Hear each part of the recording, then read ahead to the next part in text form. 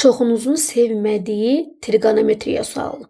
8 üstü sinus x vurulsun 16 üstü kosinus x ifadəsinin ən böyük qiymətini tapın deyir. Təbii ki, bizə x0 2 pi aralığında olduğu verilibdir.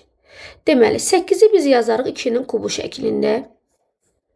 16-nı yazarıq 2 üstü 4 şəklində. Bilirik ki, əsaslar eyni olanda vurduqda nə edirik? Təbii ki, qüvvətləri toplayırıq. Trigonometriyada öyrəndiyimiz belə bir düstur var idi. A sinus x üstə gəl B vur kosinus x-in ən böyük ən kiçik qiyməti nəyə bərabər idi? Müsbət mənfi kök altında a kvadrat üstə gəl B kvadratı. Bu çox gözəl bir düsturdur dostlar. Mütləq şəkildə yadda saxlamalıyıq. Bərabərdir.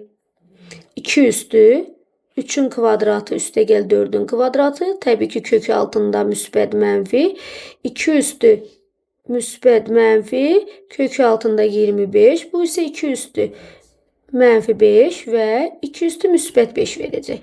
Deməli, ifadəmizin ən kiçik qiymətini soruşsaydılar bizdən 1/32, ən böyük qiyməti isə 32 olar.